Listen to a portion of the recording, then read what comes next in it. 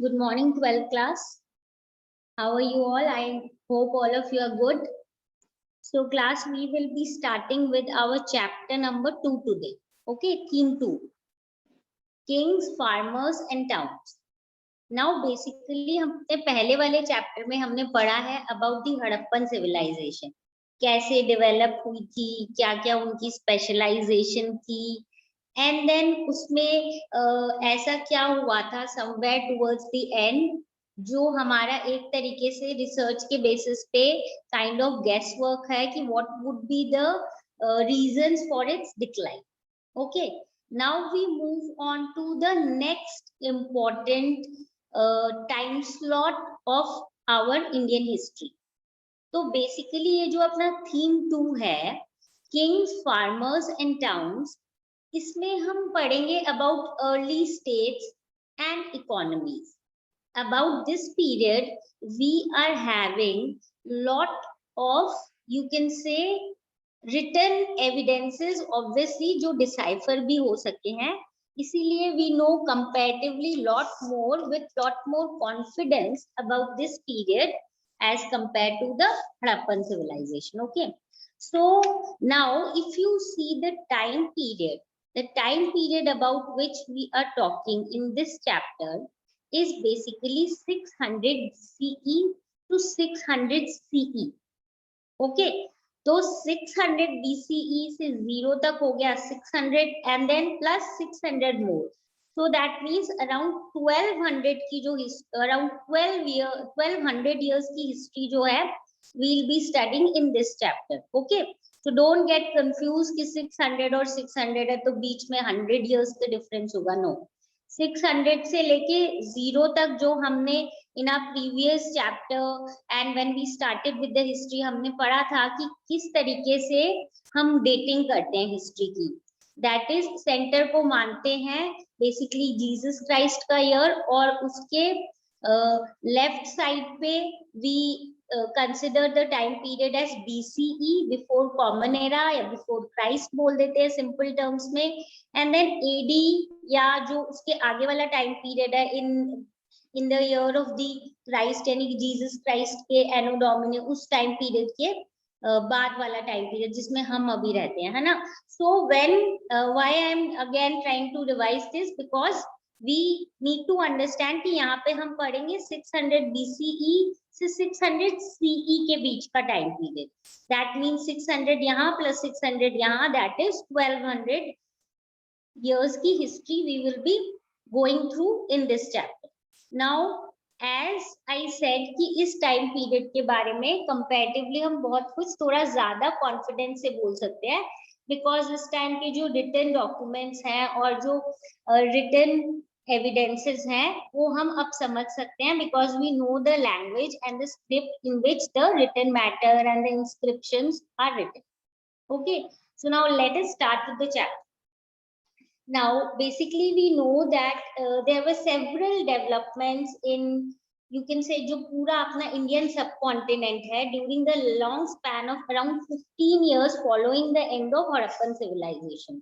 यानी हड़प्पन सिविलाइजेशन के एंड के अराउंड 1500 years तक बहुत सारी डेवलपमेंट हुई थी, और हम देखेंगे कि ये जो डेवलपमेंट है ये कैसे जो पुराना सिस्टम है उससे काफी ज्यादा डिफरेंट है, क्या क्या इसमें मेजर चेंजेस है. That is what we will be going through in this. Now when we are talking about the, you can say कि क्या क्या डिफरेंस थे, तो सबसे, और रिटन एविडेंसेस की बात जो करते हैं, तो सबसे वन ऑफ द अर्लीएस्ट जो है ऋग्वेद, यानी we all of you must be having idea that we have 4 Vedas, Rigveda, Atharvaveda, Samaveda and Yajurveda. So इसमें से सबसे अर्लीस्ट कौन सी है? Rigveda. So this was the period during which Rigveda was composed by people living along the Indus and its tributaries. यानी Indus river और उसकी tributaries जो है उसके अराउंड ही जो ऋग्वेदा है वो लिखा गया था. Okay, and agriculture settlement emerged in many parts of the subcontinent, चाहे वो नॉर्थ इंडिया हो, चाहे वो डेक्कन प्लेट्यू हो, कर्नाटका हो, that is during this time period we will notice कि बहुत सारे डेवलपमेंट हुए थे and it was not only limited to only one part of India, चाहे नॉर्थ ले लो चाहे साउथ ले लो, स्लोली एंड ग्रेजुअली हम देखेंगे सबसे पहले तो सिटीज कैसे डेवलप होंगी, states, then we will see kingdoms, और किंगडम्स में भी हम देखेंगे कुछ कुछ टाइप के जो होते हैं they will be like you can से थोड़े रिपब्लिकन फॉर्म ऑफ गवर्नमेंट भी होंगे.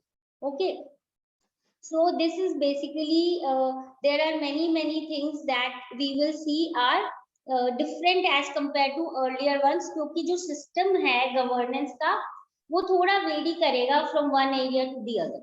Okay, now as I said, जो ऋग्वेदा है it is the oldest Veda composed हम बोलेंगे around this time period 3005 years और थोड़ा उससे और पुराना लिखी हुई है, एंड इसमें ऐसे लगता है मोर देन 1000 हिम्स है जिनको हम बोलते हैं सुक्ता. ओके, सुक्ता का वैसे लिटरल मीनिंग होता है वेल सेड. तो ये जो हिम्स है ज्यादातर ये ऐसे लगता है कि गॉड्स और गॉडेसेस जो हैं उनकी प्रेज में लिखी हुई है.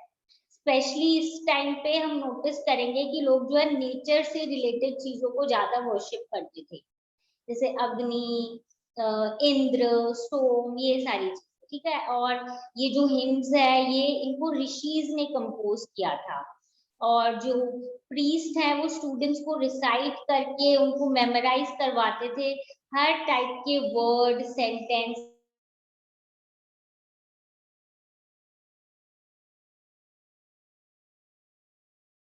written in Sanskrit. But again moving on, ये जो संस्कृत है ये वो संस्कृत नहीं है जो हम अभी पढ़ते हैं in our schools. This is old और Vedic Sanskrit, a little bit difficult to understand. Okay, so you can say कि ये जो ऋग्वेदा है then is something which gives us lot of information about this time period. It has around, अगर हम देखें 1028 hymns है. ठीक है, और बहुत कुछ इन हिम्स के थ्रू अपने को यहाँ की political, social, economic, religious conditions जो है वो ऑलमोस्ट सब पता चल जाती है डायरेक्टली या indirectly through Rigveda. So now again this is just I'm telling you so that we understand कि जब अपने पास written inscriptions या written records भी होते हैं तो obviously this is Rigveda is a written work that we have, so we get lot of information about that time period. and अगर चाहे वो religious book भी है पर उससे directly indirectly हमें बहुत सारी और चीजों के बारे में पता चल जाता है. Okay, now along with that as I said ki every part of India will see a different kind of governance during this time period. Then we get lot more evidences जैसे कि pastoral population जो थी वो generally Deccan में थी और South में भी थी. Now what are pastoral population? Pastoral population basically we know वही वाली population है जो कि बेसिकली जो हर्ड्स को एक जगह से दूसरी जगह ले जाते हैं एनिमल्स को पैस्चर कराने के लिए. ये वाली जो ग्रुप होती हैं जनरली नोमैडिक होती हैं. सो वी हैव एविडेंसेस की पेस्टोरल पॉपुलेशंस थी वहां पे. इस टाइम पीरियड में हम ये देखेंगे नए नए तरीके आ गए डिस्पोजिंग करने के डेड को.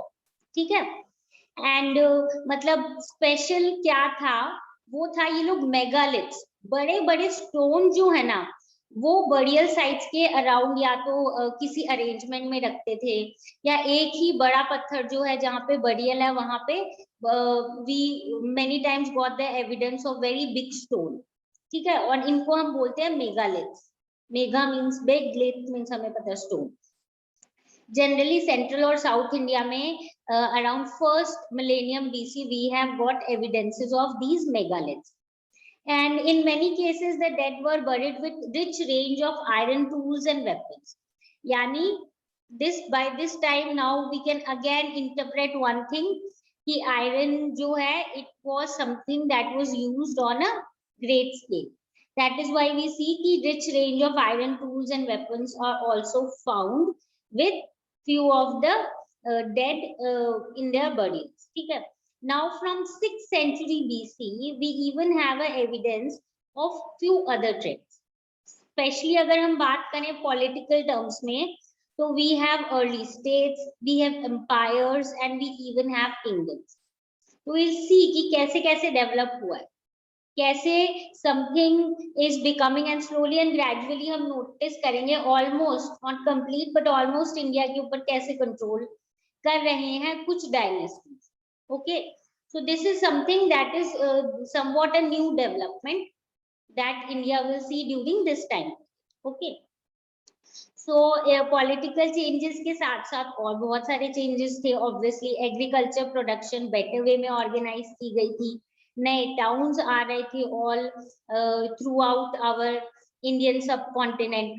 तो historians जो है इस time period के बारे में पढ़ने के लिए बहुत सारे sources use करते हैं, and we know these sources are inscription, text, coin, lot of other materials that are available to us, and obviously ये सारी जो है ये हमें बहुत सारे information देते हैं regarding this time period, because अभी हम देखेंगे इस time period में coins किस type के बने हुए हैं.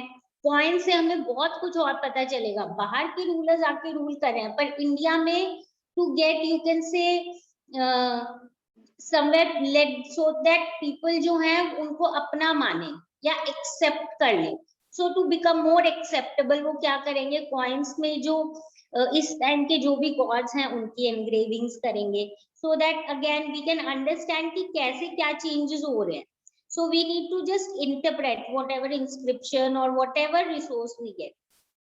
Inscriptions अपने देखेंगे इस टाइम पे we have a rich collection of inscription, text भी है, because इस टाइम पे हम देखेंगे बहुत बार क्या होगा, जो राजा है ना, जो किंग्स हैं वो अपने जो भी ऑर्डर्स हैं वो बड़े बड़े you can say in big blocks and अलग अलग सर्फेसेस पे जो है एनग्रेव करवाएंगे, so that each and every person passing through the main road could read those orders. तो ऐसे करके अपने पास बहुत सारे एविडेंसेस है उस basically belonging to this time period, and that is why this time period we can have you can say lot of information with more clarity. ठीक है, अब आ जाते हैं ऑन आवर नेक्स्ट टॉपिक. अगर हम अपने प्रॉपर स्टार्ट करना चाहिए जब हम मेजर चेंज की बात करते हैं, so let us first start our discussion with James Prinsep. Now basically 1830s के बाद बहुत सारे चेंजेस हुए थे the way we look at history of this time, और स्पेसिफिकली अगर बोले क्योंकि यहाँ पे बहुत ज्यादा डेवलपमेंट हुई थी इन terms of epigraphy. Epigraphy, what is epigraphy? Epigraphy we know is study of inscription. Okay, तो inscriptions को study करते हैं तो उसको बोलते हैं epigraphy.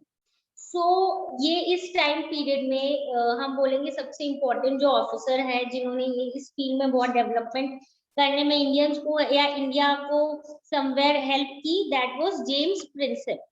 Okay, now James Prinsep जो है ये एक officer थे in the mint of East India Company. इन्होंने किया था decipher दो स्क्रिप्ट को, and these two script were Brahmi and Kharoshthi. ठीक है, so I think you all can look at the name of the scripts on your screen as well. So who was it? It was James Prinsep who during 1830s deciphered the two script. Please understand I am saying script not the language. ठीक है, script कौन सी है इनकी जो इन्होंने decipher की थी, Brahmi and Kharoshthi. Okay, these two were the scripts that were deciphered during this period. ठीक है, और ये basically earliest inscriptions पे coins पे इन पे मिली. And अब इस पे ऐसा क्या मिला था जिससे हम देख सकते हैं कि यहाँ पे बहुत बड़ा चेंज जैसे था. Most of these he noticed mentioned a king as Piyadasi. Now Piyadasi का मतलब क्या है? Pleasant to behold, मतलब बहुत अच्छा लगता है जिसको देखने में, ऑब्जर्व करने में. So somebody who is you can say not, ऐसे नहीं कि जिसको in terms की only by the maybe the outer appearance या वही देखने में somebody is very very good, not only like that but somebody who is considered good. So basically pleasant to behold, ये तो इसका मतलब था। तो इन्होंने बहुत बार क्या देखा कि ये टर्म जो है ये रेफर हुआ है for the king, and then उसके बाद ही सॉ कि बहुत सारे इंस्क्रिप्शन में किंग अशोका की बात की हुई है, ठीक है, और ज्यादातर जो बुद्धिस्ट टेक्स्ट है उनमें मेंशन थी। सो इससे ही कुड क्लियरली अंडरस्टैंड कि ये जो टर्म है पियादासी ये बेसिकली किंग्स के लिए यूज होता है। Okay, so again we again need to understand here कि कैसे हम अगेन सी हम हड़प्पन के बारे में बहुत कुछ जानते हैं, पर क्योंकि हमें डिसाइफर नहीं हुई उनकी स्क्रिप्ट और लैंग्वेज, इसीलिए हम कॉन्फिडेंटली नहीं बोल सकते हैं। अब यहाँ पे जब डिसाइफर होगी है, then understand how they are trying to interpret things and how they are wanting to take more and more information out of the evidences that they get. तो पहली चीज तो इनको ऐसे टर्म्स के बारे में पता चल गया कि राजा था और राजा को इस तरीके से मेंशन किया जाता था, ठीक है। Now this gave new direction to investigation into early Indian political history, as European and Indian scholars use inscription and text composed in variety of languages to reconstruct the lineage of the major dynasty that had ruled the subcontinent. Now again understand, अगर मेरे पास inscription available है और मेरे पास लिखा हुआ है कि ए राजा के बाद जो नेक्स्ट थ्रोन पे बैठा he was the king named B, obviously मुझे लीनिएज पता चल जाएगा, उसमें लिखा होगा कि he is the son of A, yes और नो। तो बेसिकली क्या है, हमें लीनिएज पता चलता है और लीनिएज के साथ साथ बहुत बार मेजर चेंजेस के बारे में भी पता चल जाएगा। वो ऑब्वियसली डिक्लेयर करेंगे कि ये डायनेस्टी हट गई है, नंदा डायनेस्टी हट के अब मॉडर्न डायनेस्टी आई है, और ना जो लीनिएज है चंद्रगुप्त, बिंदुसारा, अशोका, इस टाइप से लीनिएज है। तो ये अगेन हम क्या करते हैं, जितने भी हिस्टोरियंस हैं वो इन्वेस्टिगेट करते हैं, प्रॉपर इंस्क्रिप्शंस को पढ़ते हैं, टेक्स्ट को पढ़ते हैं, उसमें से लीनिएज निकालते हैं। ये भी निकालते हैं कि जो नेक्स्ट किंग बना था वो एल्डर बेटा था या सेकंड सन था, what was the reason behind his basically assessing the throne और may be succeeding the king. तो वो सारी इंफॉर्मेशन जो है हम टेक्स्ट और इंस्क्रिप्शन से निकालने की कोशिश करते हैं, और इसीलिए हम बोलेंगे कि जो पॉलिटिकल हिस्ट्री है इस टाइम पीरियड की वो अपने थोड़ी सी क्लियर है, because we have these written scripts and the inscriptions. तो बेसिकली जो 20th सेंचुरी है उसमें बेसिकली ये जो अपने हिस्टोरियंस वगैरह ये क्या देखने की कोशिश कर रहे थे, ये पॉलिटिकल हिस्ट्री पे ज्यादा फोकस कर रहे थे इनिशियली। क्यों पॉलिटिकल हिस्ट्री? क्योंकि उसके हम अपने पास प्रॉपर एविडेंसेस हैं कि इस राजा के बाद ये बना, उस राजा के बाद वो बना। तो पहले तो उन्होंने उसका सीक्वेंस बनाया कि लेट अस अंडरस्टैंड दिस, और फिर धीरे धीरे जो फोकस है वो पॉलिटिकल हिस्ट्री से शिफ्ट होके बाकी चीजों पे हुआ, जैसे इकोनॉमिकली कैसी कंडीशंस थी वहां की, सोशली कैसी कंडीशन थी, ठीक है।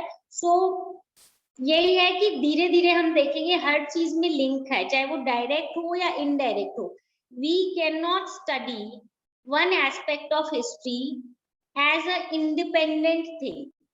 हमें पता है अगर बड़ा पॉलिटिकल चेंज आया है तभी क्या होगा, नेक्स्ट कोई ना कोई इकोनॉमिक चेंज आएगा, और मे बी सपोज ऐसा कुछ और बड़ा चेंज आएगा जो कि may be related to even their social understanding, यानी इकोनॉमिक, सोशल, ओवरऑल जो भी डेवलपमेंट है वो सारी की सारी लिंक्ड है along with the political development as well. Now this is a screen, the part that is visible on your screen is basically a box that is given in your book on page number 29. Okay, so this box basically describes about inscriptions. So just let us give it a reading for the better understanding. Okay, now inscriptions are writings engraved on hard surfaces such as stone, metal or pottery. Okay, we know we have lot of, you can say, knowledge by now that what are inscriptions. Generally they are engraved on hard surfaces.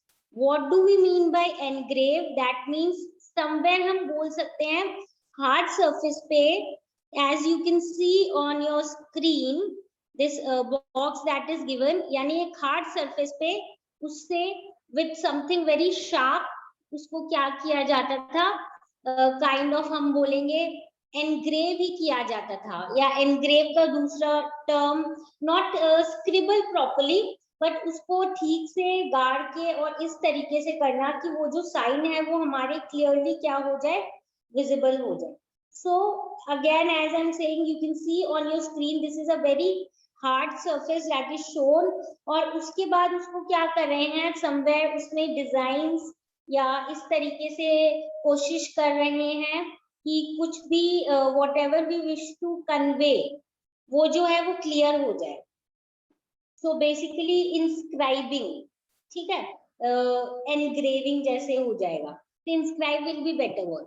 तो engrave करना उस पे on hard surfaces जैसे stone, metal, even pottery, उस पे क्या हो जाएगा, this is called our inscriptions. Now inscriptions में होता क्या है, usually इसमें वो records होते हैं of the achievements, activities and ideas of those who commission them to include the exploits of king. Now understand, inscription के लिए काम दिया जाता था लोगों को कि आपको क्या करना पड़ेगा, ये चीज एनग्रेव करके ये चीजें लिखनी है. तो जनरली क्या होता था कि इसके लिए जो किंग है वो जिनको लिखना आता था या जिनको जो इस स्किल में स्पेशलाइज थे उनको ये बोला जाता था कि आपको इसमें ये चीजें लिखनी है. और जनरली क्या लिखा हुआ होता था, राजा से रिलेटेड लिखी हुई होती थी कि उन्होंने सपोज क्या मतलब किस वॉर में कैसी ब्रेवरी से ही फॉट. देन डोनेशंस क्या दी उन्होंने mainly to the religious institutions. कभी कभी सपोज रिच मैन जो है वो भी देना चाहते हैं कुछ, सपोज डोनेशन देना चाहते हैं किसी रिलीजियस इंस्टीट्यूशन को, तो वो भी इंस्क्राइब की हुई होती थी. तो इंस्क्रिप्शंस जो है वो वैसे परमानेंट रिकॉर्ड्स है. Why permanent records? See, just understand again. We know if we are talking about this, suppose this is a stone slab and I have inscribed something here. I have written history. So क्योंकि inscribe कर लिया है और ये hard substance है, that is stone है, इसीलिए obviously ये ऐसे ही रहेगा. अगर मैं यही चीज एक वुड पे कर देती तो obviously may be after around 500 to 1000 years ये जो है it will decompose in the soil and obviously इसका एविडेंस अपने को नहीं मिल सकता है. बट जो अपना स्टोन वाला है उसका एविडेंस मिल जाएगा क्योंकि वो हार्ड सब्सटेंस है. इसीलिए we say that they are virtually permanent records. So some of them even carry dates और डोनेशंस. राजा से रिलेटेड चीजें लिखी होती है, राजा ने ऑर्डर्स दिए होते हैं वो लिखे हुए होते हैं. Okay, so others are basically dated on the basis of the style of writing. ठीक है, पेलियोग्राफी मतलब किस तरीके से लिखी हुई है. ठीक है, एंड देन बहुत प्रिसिशन से हम उसको स्टडी कर सकते हैं. For example, they are saying if you see around 250 BCE, the letter A was written as this symbol. I suppose all of you can see in your book also and you can see here also. तो ये बोल रहे हैं by 250 BCE में A was written like this, whereas by 500 CE it was now written like this. Okay, so यानी कैसे क्या क्या चेंजेस आए थे रिटन पार्ट में भी वो भी तो हमें पता चल जाएंगे. Okay, just a symbol, just see within a span of few years, few क्या basically around 250, not 250, यहाँ पे देखो 250 BCE है और ये 500 CE है. So many centuries after, basically not centuries, so many 100 years, if you notice कि 250 BCE से पहले अपना 0 तक आया and then 500 CE again. इतना बड़ा change आ गया था the way this letter A is written. Okay, so we can see that after so many years obviously जो pattern होता है लिखने का उसमें change होता है. So ये भी अपने को help करता है inscriptions to understand कि रिटन जो स्क्रिप्ट है उसमें भी तो कितना चेंज आया है। अभी अभी आई टोल्ड यू दैट जो अपनी ऋग्वेदा थी वो ऐसी संस्कृत में लिखी हुई थी जो संस्कृत आज हम जो पढ़ते हैं वो ओरिजिनल संस्कृत नहीं है। Okay, so what we need to understand कि inscriptions are really very helpful to us, as you can see, and they have given proper evidences. Specifically अगर देखें A letter का कि after so many 100 years and so you can say centuries, the letter has seen a total kind of change. ठीक है, मतलब कैसे it was like inverted के और कैसे ये भ जैसे हिंदी में भ होता है उस टाइप का हो गया। सबसे जो अर्लीस्ट इंस्क्रिप्शन है वो प्राकृत में मिली है। Prakrit is a language use for ordinary people. Actually में प्राकृत जो है वो वाली लैंग्वेज थी जो कॉमन पीपल बोलते थे, ठीक है, यानी कि ऑर्डिनरी पीपल की लैंग्वेज थी। Name of many rulers are also found, जैसे अशोका, आजाद शत्रु, ठीक है, ये प्राकृत टेक्स्ट से अपने को मिले हैं और इंस्क्रिप्शन से भी मिले हैं। Now again as I am telling you, सिर्फ ये नहीं थी कि प्राकृत लैंग्वेज थी, we have many other languages of this time period like Pali, Tamil, Sanskrit, which also give us lot of information, and इनमें भी बहुत सारी इंस्क्रिप्शन और टेक्स्ट जो हैं वो लिखे हुए हैं। नाउ ऑब्वियसली हो सकता है और भी लैंग्वेजेस यूज होती हो उस टाइम पे, बट क्योंकि अपने पास उनके ऐसे रिटन एविडेंसेस नहीं है, तो हो सकता है या तो वो कॉमन मैन की ऐसी लोकल लैंग्वेज हो जिसको लिखा नहीं जाता हो, मे बी। सो इन वाली लैंग्वेजेस के तो अपने पास एविडेंस है, whether it is Prakrit, whether it is Sanskrit, Tamil, Pali, but बाकी जो लैंग्वेजेस हैं उन मे बी और थी, but we don't know about them because उसके लिए अपने प्रॉपर जो है we don't have, you can say, ample amount of evidence. Now we move on to the next topic, early stage. इस टाइम पे हम देखेंगे क्लास कि है ना बहुत सारे चेंजेस आए हैं, और स्पेसिफिकली एज आई सेड कि हम पॉलिटिक्स से स्टार्ट करते हैं, ठीक है। तो जब हम पॉलिटिक्स से स्टार्ट करते हैं यहाँ पे, तो एक जो मेजर चेंज आया था इस टाइम पीरियड में वो था कमिंग ऑफ जनपद एंड महाजनपद, ठीक है। तो अब इनके बारे में पहले तो हमें पता कैसे चला और ये कैसे अलग थे वो देखें।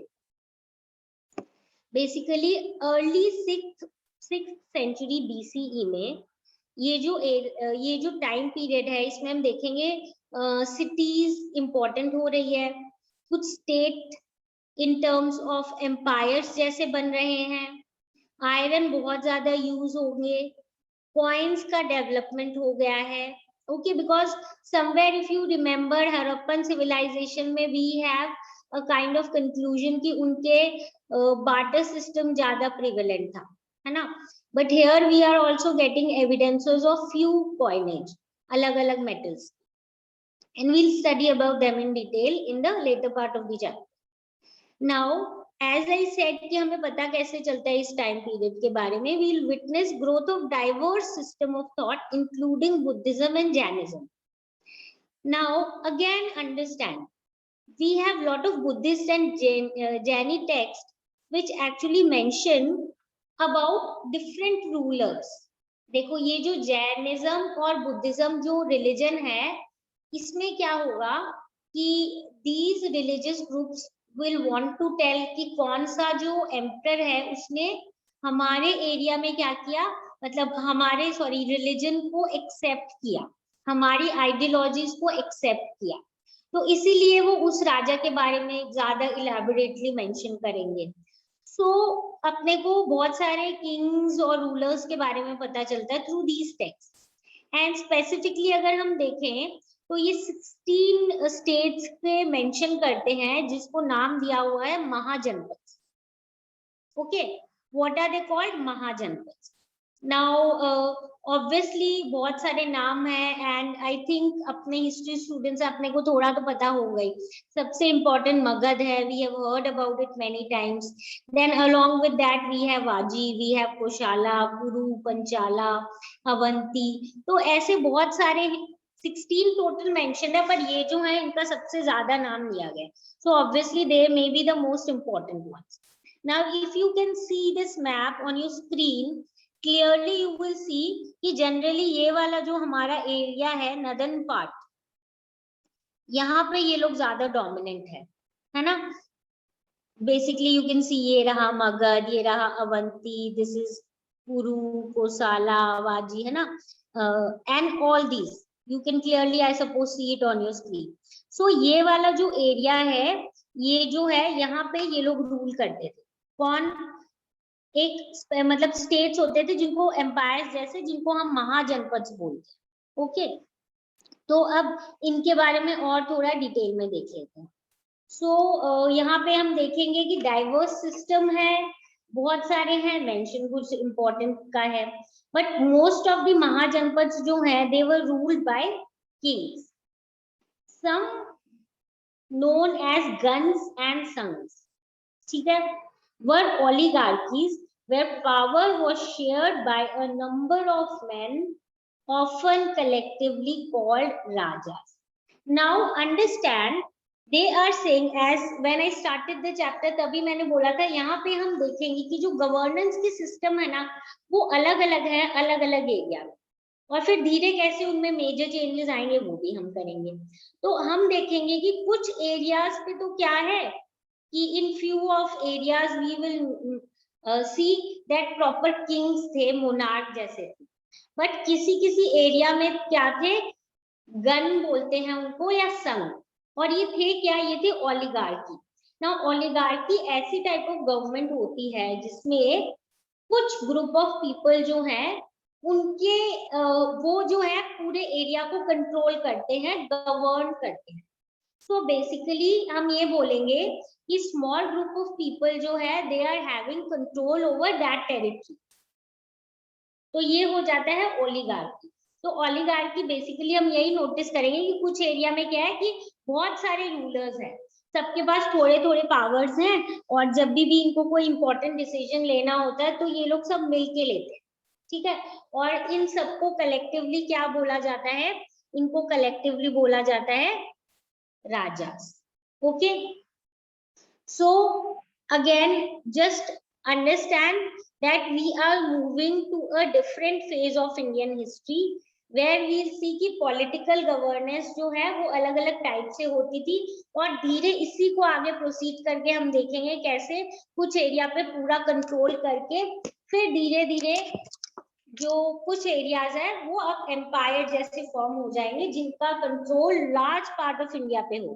ठीक है, अब जब हम बोलते हैं कि हमें ये सारी चीजें पता चली है, बेसिकली जैनिज्म और बुद्धिज्म के जो टेक्स्ट है उनसे रिलेटेड, तो जो महावीर और बुद्धा है वो बेसिकली दोनों खुद भी किसको बिलोंग करते थे, ऐसे गणास को ही बिलोंग करते थे. ठीक है, ऐसे ग्रुप्स जो हैं, ऐसे एरियाज जो हैं वहां को बिलोंग करते थे. In some instances, as in case of वाजी संघ, राजा जो है probably पूरे रिसोर्सेज पे उसका कंट्रोल था, चाहे वो लैंड हो चाहे जितने भी रिसोर्सेज अवेलेबल हो. बट ऐसी जो हिस्ट्री है ना वो थोड़ी डिफिकल्ट होती है रिकंस्ट्रक्ट करना, क्योंकि हमारे पास है ना प्रॉपर तरीके से उसका डिस्क्रिप्शन नहीं किया. कुछ जो इनके स्टेट्स हैं वो basically lasted for nearly 1000 years. So again understand क्या हो रहा है, कुछ एरियाज में राजा है, कुछ एरियाज में कलेक्टिवली रूल कर रहे हैं. अब जो कलेक्टिवली राजा रूल कर रहे हैं उनके अंडर ही कंट्रोल है किस चीज का, लैंड का, वहां के जितने भी रिसोर्सेज हैं, मिनरल रिसोर्स है या फॉरेस्ट एरिया है या पैस्चर, जो भी जितने भी रिसोर्सेज है कलेक्टिवली उनका कंट्रोल होता है वहां पे, और वो उसके हिसाब से डिसाइड करते हैं कि जो बाकी कॉमन लोग हैं वो उस चीज को किस टाइप से डिवाइड करेंगे या यूज करेंगे. तो बट इसका अगेन जो प्रॉपर डिस्क्रिप्शन है वो हमारे पास इतना क्लियरली नहीं है, इसीलिए we are you can say not that much sure about how these things were being carried out and what were the these you can say कि किस टाइप की यहाँ पे सिचुएशन थी. ठीक है, because we are talking about Vaji only, Just let me tell you few more things about this area. ठीक है, तो ये जो है was you can say gun और संघ था यहाँ पे, and not one but many rulers थे, बहुत सारे rulers थे. Sometimes even when thousands of men rule together, तो भी हर उसमें से एक को क्या बोला जाता था? राजा. ये जो राजास थे अब कलेक्टिवली समवेयर ओनर थे, एज वी हैव कंट्रोल करते थे. ठीक है, इम्पोर्टेंट थे. और ये इम्पोर्टेंट चीजें जैसे कि ये रिचुअल्स भी ये साथ में परफॉर्म करते थे, असेंबलीज में मिलते थे, और उसके बाद ये डिसाइड करते थे कि क्या चीज होनी चाहिए थ्रू डिस्कशन एंड डिबेट. सो यानी हम क्या एक आइडिया कर सकते हैं, कहीं ना कहीं बहुत सारी चीजें डिस्कस करके क्या होती थी? डिसाइड होती थी. So not totally monarchy, not totally Republic, but और रिपब्लिक आई मीन मतलब ऐसे डेमोक्रेसी जैसा भी नहीं था, बट समवेयर डिस्कशन और डिबेट होती थी इंपॉर्टेंट राजा के बीच. ठीक है, एक एग्जांपल देख लेते हैं. बेसिकली अगर suppose if they were attacked by an enemy, तो वो मिलते थे, डिस्कस करते थे what should be done, and then उसके बाद फाइनली जो भी डिसीजन होता था वो उसके बाद वो अकॉर्डिंगली उसको इम्प्लीमेंट कर. और ऑब्वियसली बात है कि विमेन और बाकी जो जिनको ये सेक्शन को सपोज या तो विमेन और मे बी द लो कास्ट जिनको ये समझते थे, वो लोग असेंबलीज में भी पार्ट नहीं बन सकते. ठीक है, तो बस वही बोल रहे हैं, अपने पास कुछ कुछ डिस्क्रिप्शंस हैं, बट देन पूरा क्लियरली अपने इस टाइम पीरियड के बारे में बोल नहीं सकते. Now there are two terms that are used, gun and sangh. Okay, so I just want you to understand the meaning of these terms and not get confused.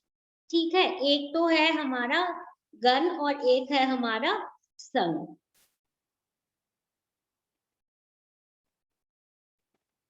Now what is meaning of gana and what is the meaning of sangha? Gun basically used for a group that has many members, और संघ means होता है organisation या association. तो देखो somewhat almost meaning same है, but वो different terms. Basically gun क्या हो गया? वो ग्रुप ऑफ मेंबर्स. ठीक है, एक ग्रुप जिसमें बहुत सारे मेंबर्स हैं, और उसको अगर हम संघ के फॉर्म में बोले या ऑर्गेनाइजेशन या association. Okay, so the group that is many members is गन, एंड द ऑर्गेनाइजेशन या एसोसिएशन उसको हम किस तरीके से बोलते हैं? संघ के फॉर्म. सो बेसिकली हम देखते हैं कि ये जो एक वाजी का एग्जांपल हमने स्पेसिफिकली किया है, जिसमें हम देख रहे हैं कि यहाँ पे जो सिस्टम था ओलिगार्की था, गना और संघा जो है सब कुछ डिसाइड करते थे, बहुत सारे राजाज होते थे, कलेक्टिवली कंट्रोल करते थे एरियाज को, and then along with that ये लोग जो है रिचुअल्स और ये सब भी परफॉर्म करते थे, एंड दे वर कॉल्ड राजा. ठीक है, this is example of one of the area. Now इसी तरीके से ये बोल रहे हैं कि now we should understand more about, अगर हम बोले महाजनपद, हर महाजनपद की एक कैपिटल सिटी होती है जो ज्यादातर फोर्टिफाइड होती है. What is fortification? Fortification here means basically जो एरिया उसके चारों तरफ एक दीवार जैसे बनाना, किला जैसे जो हम बोलते. ठीक है, तो हर जनपद की कैपिटल सिटी होती, तो obviously the important one fortified होती थी, और maintaining these fortified cities as well as providing armies, bureaucracy, इन सब के लिए क्या चाहिए थे? पैसे चाहिए थे ऑब्वियसली. यानी अगर आप ऐसी सिटी मेंटेन कर रहे